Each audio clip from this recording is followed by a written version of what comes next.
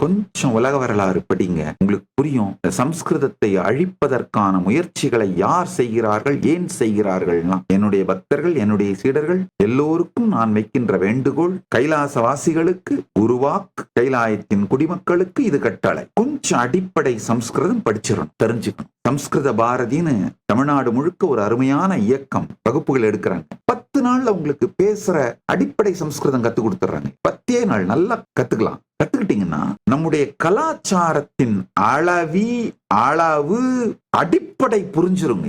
ஒண்ணுமில்ல, ஆட்டம் அப்படிங்கிற வார்த்தை அணுன்ற வார்த்தைக்கும் மிகப்பெரிய வித்தியாசம் இருக்கு. நம்ம யூசுவலா இங்கிலீஷ்ல என்ன பண்ணுவோம், அணுவை ஆட்டம்னு டிரான்ஸ்லேட் பண்ணி விட்டுறோம். அந்த வார்த்தையின் வேர் சொல், அந்த வார்த்தை எவ்வாறு உருவானது அப்படின்னு பாத்தீங்கன்னா புரியும். வெளியில் அறிவை தேடியவர்கள் இவர்கள், உள்ளுக்குள் மொத்த பிரபஞ்சத்திற்குள்ளும் அறிவை தேடியவர்கள்.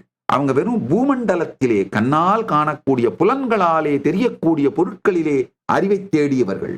இவர்கள் ஆன்மாவினால் உணர்வினால் உணரக்கூடிய அனைத்தையும் அனைத்திற்குள்ளும் புகுந்து அறிவை தேடியவர். ஆட்டோமஸ் அப்படின்ற அந்த கிரீக்ல அந்த வார்த்தைக்கு அர்த்தமே என்னன்னா, இதுக்கு மேல கட் பண்ண முடியாது, அன்கட்டபிள், இன்டிவிசிபிள். அன்கட்டபிள்ன்ற வார்த்தை தான் correct, that which cannot be split. ஆனா சம்ஸ்கிருதத்துல அணு அந்த வார்த்தையை அர்த்தத்தை எடுத்து பாருங்க.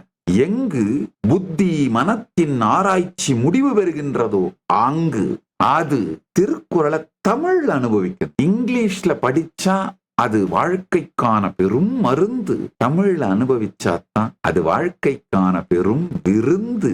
அதே மாதிரி இந்த பரம சத்தியங்களை, அந்த டெக்னிக்கல் டேர்ம்ஸ் அப்படியே மூல மொழியிலேயே புரிந்து கொள்ள வேண்டும். நல்லது, ஆழ்ந்து கேளுங்கள். இந்த காலத்தை பற்றிய சத்தியத்தை புரிந்து கொள்ளுங்கள். கடந்தது, இறந்து விட்டது, இருப்பு இல்லாதது.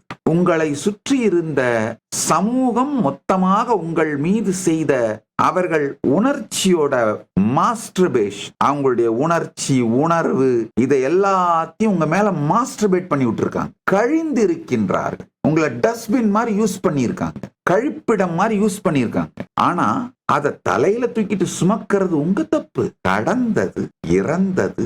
அதனால் அதை நிகழ்காலத்தில் சுமந்து கொண்டு செல்வதை விடுங்கள். அதை நிகழ்காலத்துல சுமக்கிறதுக்காக உங்களுக்கு நீங்களே ஏற்படுத்திக் கொள்ளுகின்ற எல்லா நியாயப்படுத்திக் கொள்ளும் கருத்துக்களும் பொய், தவறு.